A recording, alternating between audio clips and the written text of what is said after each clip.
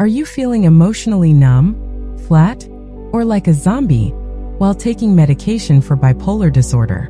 Welcome to Bipolar Talks. If you're new here, take a mindful moment to pause and breathe, then go ahead and like, comment, subscribe, and share this episode with someone who might need it. Today, we're diving into something that many people living with bipolar disorder experience but rarely talk about out loud. Feeling like a zombie. Yep, you heard that right. Let's unpack what that means together. Feeling like a zombie. Have you ever felt totally numb? Like you're floating through life with no spark, no joy, just a flat emotional state? That's what we're talking about today.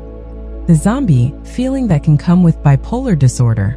It's more common than people think, especially for those who are newly diagnosed or adjusting to new meds. In this mindful episode of Bipolar Talks, we explore the lived experience of feeling like a zombie due to medication side effects, overmedication, and how to better understand your unique bipolar journey.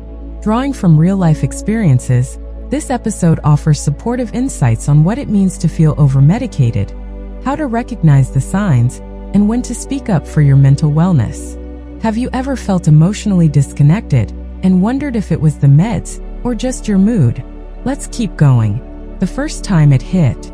The first time I truly felt like a zombie, I was 27 and newly diagnosed with bipolar I.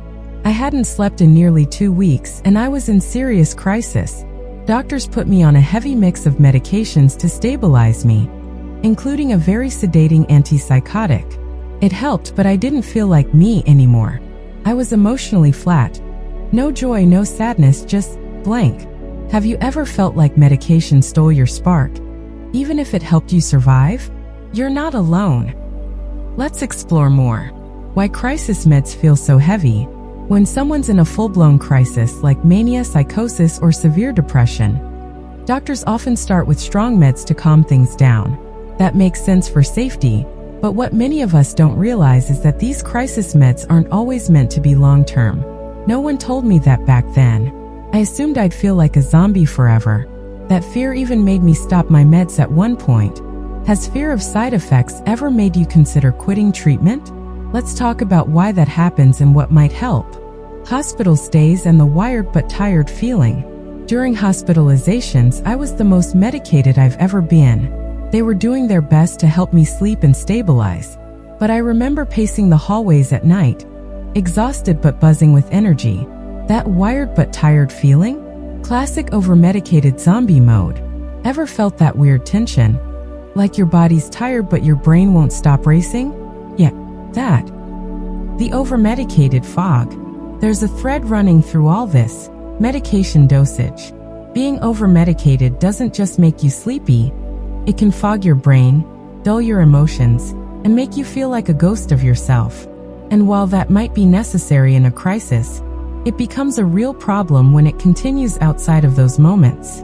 Are you wondering if you might be overmedicated too? Let's break it down. How do you know if you're overmedicated? For me, signs include sleeping 12+ hours a day, losing joy in things I usually love, and feeling emotionally flat. Imagine eating your favorite food and it tasting like cardboard. Hugging someone you love, but not feeling that little emotional spark. That's not the same as depression. It's more like total emotional shutdown. Sound familiar? You're not imagining it. Let's keep going. Balancing emotions without risking stability. Of course, we want to avoid extreme highs and lows. But we also don't want to wipe out our entire emotional range just to stay stable. The golden question is, how do we stay safe and stable while still being able to feel? Do you ever wish you could just feel without overthinking every single emotion? Let's unpack that. Learning your unique bipolar blueprint. We all have our own version of bipolar. For me, I rapid cycle, which adds its own challenges. Over time, I've learned what stable looks like for me. A few down days? Fine. But if depression sticks around too long or suicidal thoughts creep in, I know it's time to adjust. The same goes for sleep. One rough night? Not a crisis, but several. That's a red flag. Have you started to notice your own patterns yet? Trust me, it's worth paying attention to. Building awareness takes time. Knowing what's happening in your brain is a superpower, but it's one you develop slowly. It took me years to learn the difference between euphoric and dysphoric mania, and to recognize psychosis or mixed episodes. I've been through both ends of the spectrum, stability and crisis.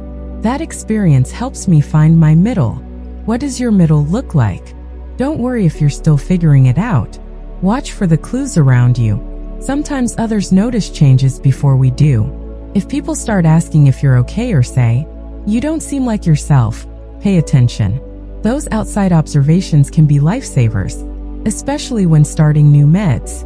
Have the people close to you picked up on changes you didn't see? It might be worth listening. Bipolar changes with time. As I've gotten older, my bipolar has gotten more intense. I also deal with seasonal mood swings, winter depression, summer mania. It's taken flexibility and openness to keep adjusting my treatment.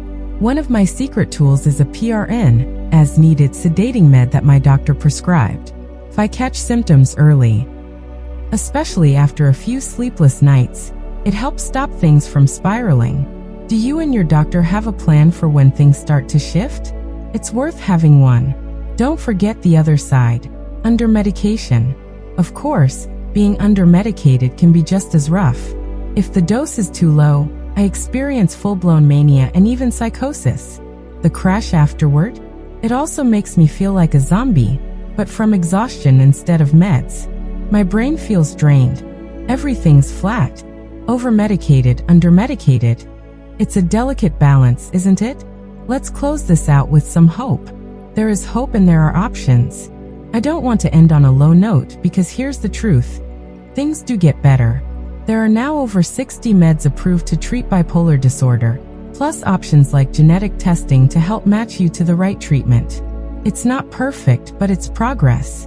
For me, finding the right treatment took time and some really hard days, but I'm living proof that it's worth it. Still feeling like a zombie? Please don't settle. Advocate for yourself. Talk to your doctor. You might be just one step away from feeling like you again. Thank you for joining me on Bipolar Talks today.